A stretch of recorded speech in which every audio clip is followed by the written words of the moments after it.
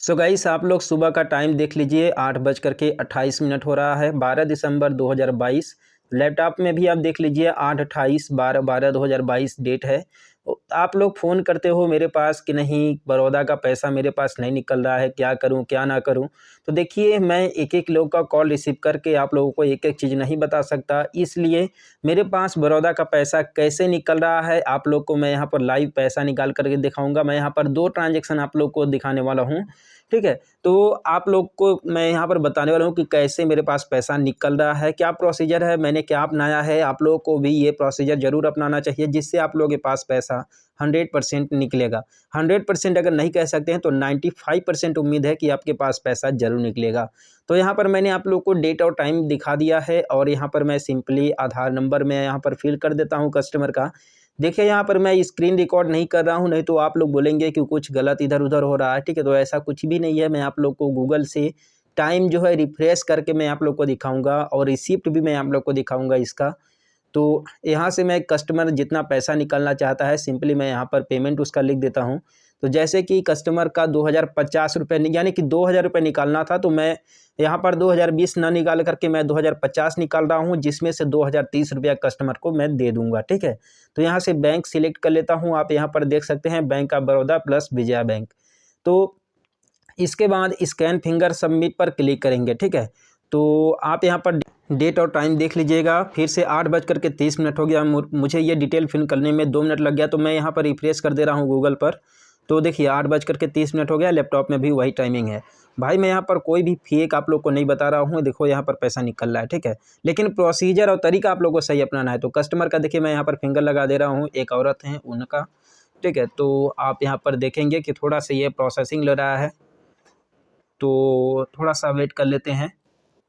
तो वेट करने के बाद फाइनली आप लोग देखेंगे कि यहाँ पर कैश विड्रॉल हो चुका है, ठीक है।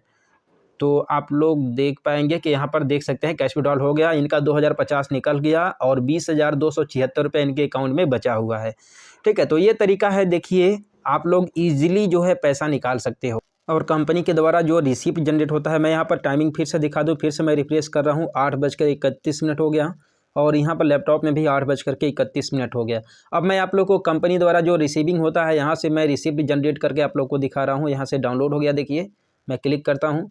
इसके बाद आप यहाँ पर देख सकते हैं कि दिसंबर 12 2022 और 8:32 AM पर पैसा निकला हुआ है, ठीक है।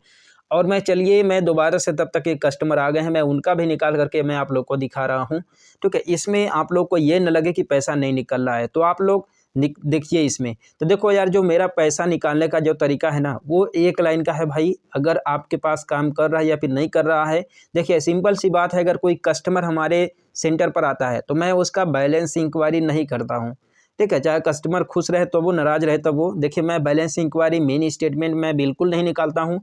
सिंपल सी बात है कि मैं आधार पे से उसका 100 रुपीज़ निकालता हूँ, ठीक है। और इससे उसका बैलेंस इंक्वायरी भी हो जाता है, ठीक है, और पैसा भी 100 रुपया निकल जाता है। तो इसलिए अगर आपके पास मान लीजिए नया CSP और नया डिवाइस सब कुछ ले लिए हैं आप, ठीक है, तो आप लोग मिनी स्टेटमेंट या फिर बैलेंस इंक्वायरी वगैरह कुछ मत कीजिए नया डिवाइस नया ID लेने के बाद, क्योंकि बहुत लोगों का 3-4 दिन में जो ID ब्लॉक हो जाता है, यही रीज़न है कि उनका ब्लॉक हो जाता है, क्योंकि वो लोग बैलेंस इंक्वायरी करते हैं तो बैलेंस चेक करते हैं, मिनी स्टेटमेंट निकालते हैं EPS से, जिसकी वजह से वो लोग का 3-4 दिन में जो है ID ब्लॉक हो जाता है।